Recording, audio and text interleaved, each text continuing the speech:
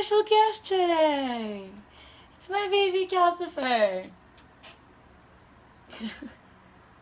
He was obviously very pleased to be here. Hi everyone, it's Nina. I know I haven't posted any new videos since like March. I don't know. I think it's been 2 months or something. And before I jump into the video, I really wanted to explain why I haven't been posting. Like I said in other videos, uni has really been taking my time this semester. It's been a tough semester. It's very stressful. My finals are coming, so I'm going a little bit crazy, and I just didn't have the energy to film, honestly, nor the energy at the time, because whenever I get free time, I read. So that didn't leave much time for shooting any videos. There's another cat licking my knee. We have another special guest today. I love you. Anyway, recording videos is something that really takes me a long time because first of all, it takes me at least an hour to do my makeup, and I found that I am not comfortable posting videos without any makeup, and I like doing it. So it takes me a bit to set up the things that I need for filming, because I film on my phone. I don't have a camera, and I don't have a tripod either. So what I do is I get a bench from the kitchen, then I stack up a lot of shoe boxes and books and put my phone on top, and that's how I record my videos, and that process takes me like at least 5 minutes.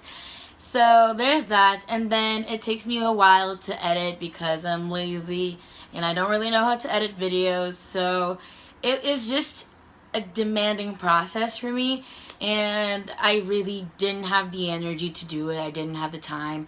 For a while, I really thought that I just wasn't gonna do videos anymore. I even told my friends, like, I think I'm done.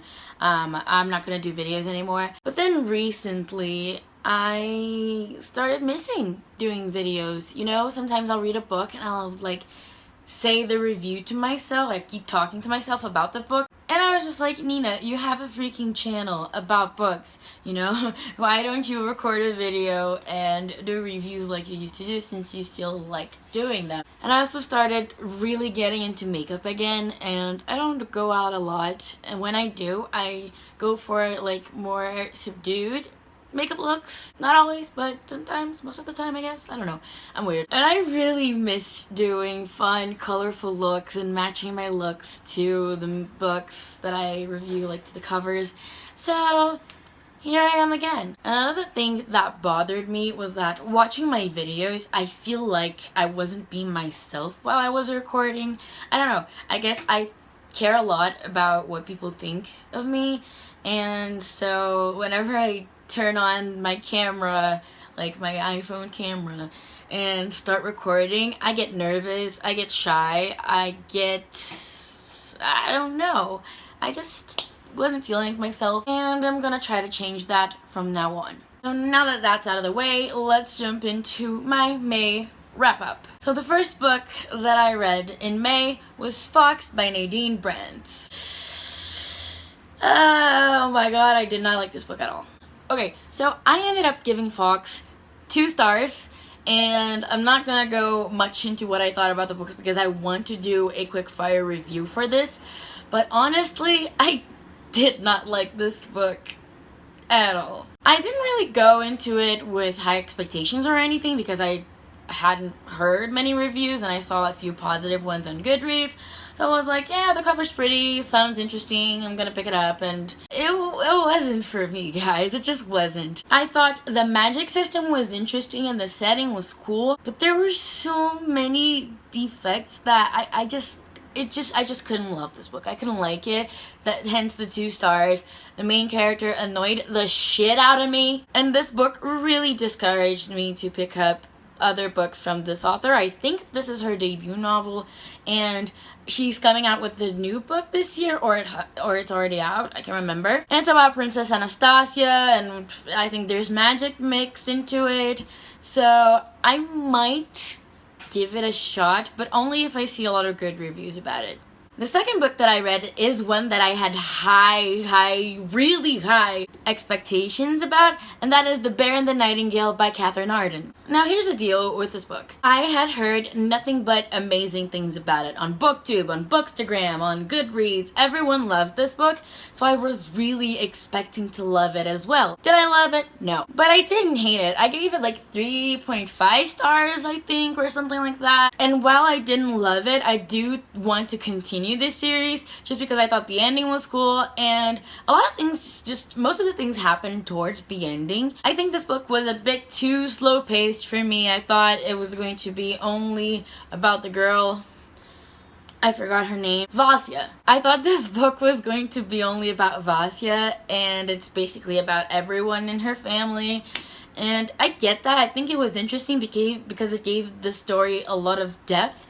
However, I thought the first half was like way too slow paced for me. I do love this setting though of like I don't know if it's medieval Russia, but it's like hundreds of years ago Russia. And that was really cool. I think this is a really good story to read in winter because the entirety of this book is like cold. It's always cold where Vasya lives. I really loved the element of Russian folklore in this book. I knew nothing about it, and it was really fun to discover new myths and stories, and yeah, I really liked this book. After reading The Baron the Nightingale, I didn't want to create high expectations for the next book that I was going to read because it's a very hyped book.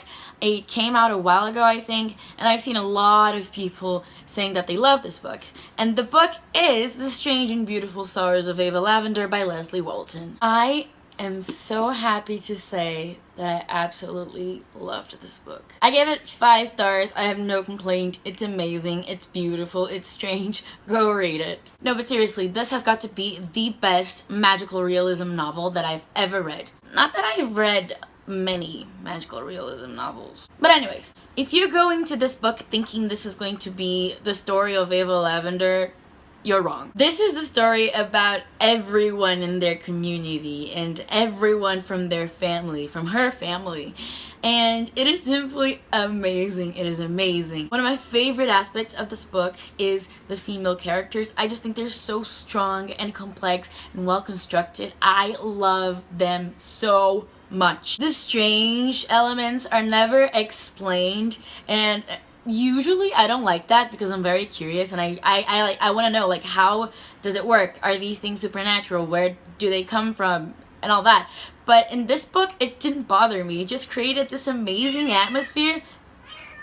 Excuse me. Eerie, strange atmosphere, and I loved it so much. I love the strange elements. I love the atmosphere. The writing is beautiful. I spent the last 70 pages trying not to cry. Like, my eyes were completely filled with tears, but I was like, please, okay, no, don't cry. You're finishing the book, don't cry. And I really want to say something that I haven't seen a lot of people saying on Goodreads, but this book does have a trigger warning for violence, rape, sexual assault. It's not a lot, and it happens more towards the end of the book, but if you're really sensitive to those kinds of things and you don't like reading them, then I don't recommend this book. But otherwise, if you're a fan of magical realism and you haven't picked up this book, what are you doing with your life? Seriously, this is beautiful and I really recommend it to anyone. The second to last book that I read in May is one that I've been putting off for like a year. I don't know, I've had it for a while now.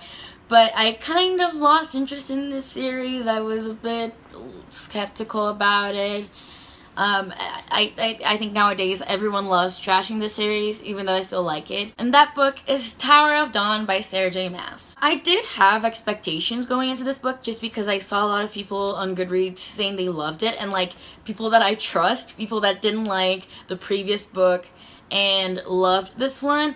But I ended up giving it 3 stars. I think it was just okay. Sarah J. Maas really kind of ruined Cale for me. I loved him in the beginning of this series. He was my favorite character by far. And then came Airfire, and Cale just became a complete asshole. And even though he does like get a bit redeemed in this book, it really does get better, I will never be able to go back to loving him as much as I did before. Overall, I just thought that plot was okay. I really liked some of the characters in this book, like Nesrin, that we already knew, Sartak, I don't know if that's how you pronounce his name, but one of the princes. And I did like Irene, but I felt like I'd already seen her before in other Sarah J Maas books. Like, I feel like she is just another generic Sarah J Maas book character, and I don't know, I just wished she were a little bit different. And all the characters in the series, like at least the main characters, both male and female, are starting to blend together in my mind. They're all headstrong and brave, and the males are like dominant and whatever, which really pisses me off.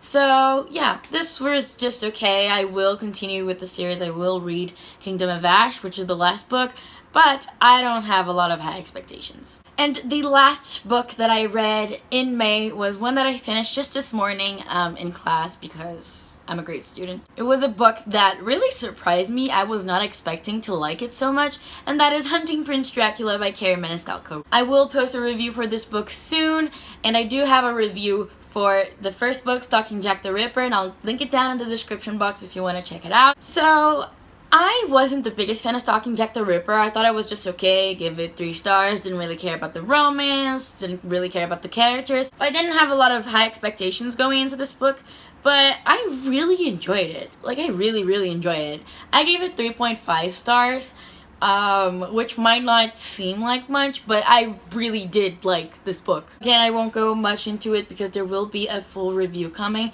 but I just want to say I loved the setting. I really started to love the romance in this book. I shipped Thomas and Audrey Rose so much now. I loved them. I liked the characters way better in this book, especially Audrey Rose. And I just thought this was greatly entertaining. I did have a few problems with the ending and the climax of the story, but I'll discuss all of that in my review, so keep an eye out for that. Alright everyone, this was my comeback video per se. I really hope you enjoyed it. Thank you so much for watching, and hopefully I will continue to do videos and post them once a week. I don't know. Maybe. Again, thank you so much for watching, and I'll see you on my next one. Bye!